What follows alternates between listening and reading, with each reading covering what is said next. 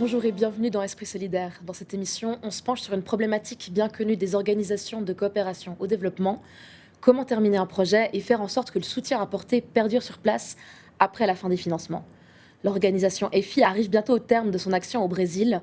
C'est le projet Agroécologie et Féminisme dans la vallée du Ribeira. Bonjour Christine Forchur. Bonjour. Vous êtes venue pour nous parler de votre démarche. Donc vous arrivez bientôt au terme de ce projet. Qu'est-ce que vous avez mis en place pendant ces 8 années? Alors, nous sommes donc EFI, Espace Femmes International, une organisation d'information et de solidarité avec les collectifs de femmes au Sud. Et nous avons travaillé avec une organisation qui s'appelle SOF, qui est une organisation féministe de soutien aux agricultrices au Brésil. Et durant ces 8 ans, nous avons soutenu SOF dans ses actions auprès des paysannes du Val du Ribeira. Et donc concrètement, pour soutenir ces paysannes, quels sont les outils que vous leur avez donnés, les actions que vous avez mises en place avec elles?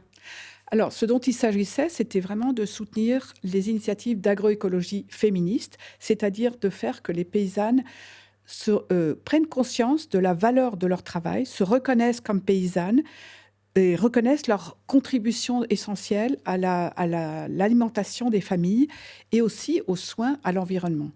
Concrètement, nous avons mis en place, par exemple avec SOF, l'utilisation des carnets agroécologiques qui permettent aux femmes de noter l'utilisation qu'elles font de la production. Et en fait, grâce à ces carnets, elles ont pris conscience qu'en fait, elles font énormément de choses et qu'elles produisent énormément et leur apport est essentiel. Et cela a permis de se reconnaître comme paysannes, de prendre conscience de la valeur de leur travail, de la richesse qu'elles produisent, alors qu'avant, elles pensaient qu'elles ne faisaient rien, bien entendu, comme souvent les femmes disent.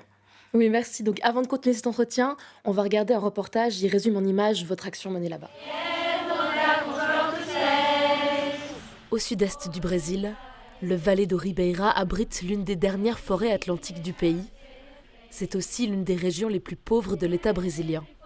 Dans ces zones rurales, des femmes construisent une autre manière de travailler et de vivre, leur outil, l'agroécologie féministe. Elles sont quilombolas, des agricultrices afrodescendantes. À travers le RAMA, un réseau agroécologique de femmes, elles se réunissent, se forment et prennent part aux décisions qui les concernent. Avec l'appui des ONG féministes SOF et EFI, elles deviennent actrices de leur développement. C'est une très grande opportunité qu'on a. Rama nous a apporté ce projet de femmes, de pouvoir sortir, connaître d'autres quartiers, les différentes techniques de chacune pour travailler la terre.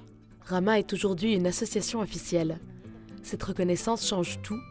Elle leur permet d'accéder à des aides publiques, de vendre leurs productions dans des marchés et de siéger dans les conseils locaux.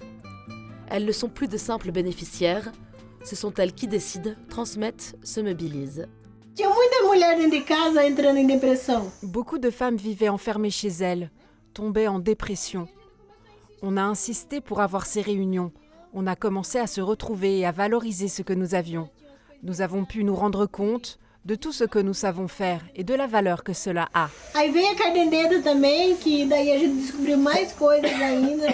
Elles font appel à des techniques agroécologiques.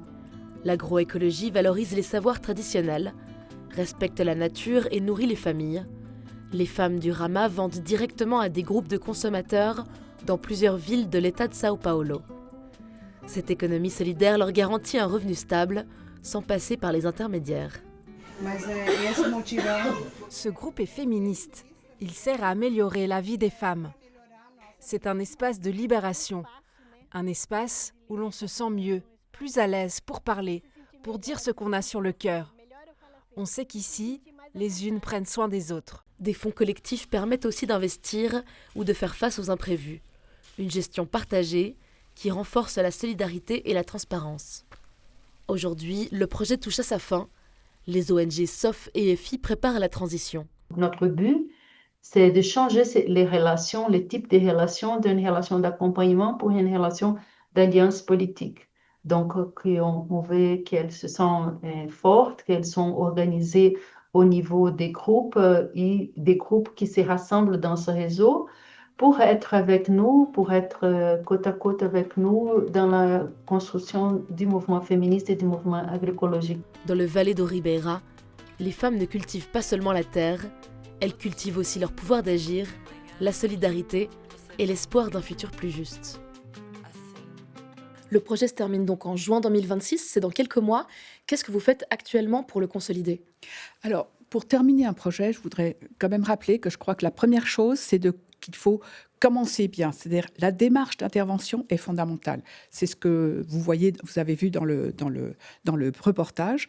Après, nous, ce qu'on fait depuis quelques mois déjà, c'est anticiper, c'est-à-dire informer les réseaux de paysannes que nous allons retirer notre soutien financier sans pour autant disparaître, c'est-à-dire qu'il y aura toujours une solidarité, de l'information, etc.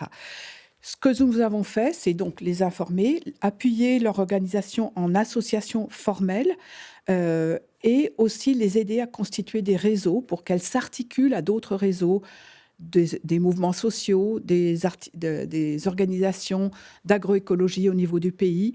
Et cela permet de consolider cela. Et une dernière chose qui est très importante, nourrir les politiques publiques qui existent de cette expérience. C'est-à-dire que cette expérience serve pour définir des politiques publiques plus pertinentes. Sans politique publique qui soutiennent ces initiatives, elles ont beaucoup de mal à perdurer. Et donc, moi, si je vous suis bien, ce que vous me dites, c'est que c'est pas parce qu'il y a plus de financement en juin que boum, vous coupez les ponts, vous êtes plus là, vous continuerez d'être présente. C'est juste qu'il y a plus de sous. Elles commencent déjà à être autonomes. Elles ont renforcé la confiance en elles-mêmes. Elles ont pris du pouvoir et elles sont capables, elles, d'aller discuter avec les élus locaux, avec d'autres organisations pour de constituer leurs propres fonds. Vous leur avez en fait donné des outils pour être autonomes, pour s'organiser entre elles. Vous pouvez me donner des exemples d'outils que vous leur avez donnés pour cette organisation qui est peut-être un peu plus politique ? C'est pas que SOF arrive et leur explique ce qu'il faut faire, c'est toujours soutenir des initiatives qui effleurent, essayer de voir qu'est-ce qu'elles-mêmes soulèvent comme sujet, sans oublier une des activités très importantes de SOF aussi, c'est toujours mettre l'accent sur les droits des femmes, les droits face à la violence qui existe, les droits sociaux, etc. Et ça donne un pouvoir, une confiance en elles-mêmes à ces collectifs de femmes qui est fondamental et qui change leur manière d'être dans le monde et d'entrer en rapport avec les élus locaux. Merci beaucoup Christine de nous avoir raconté votre démarche au Brésil pour pérenniser votre action. Et merci à vous de nous avoir suivis. Merci pour votre fidélité et à bientôt pour un nouveau numéro d'Esprit Solidaire.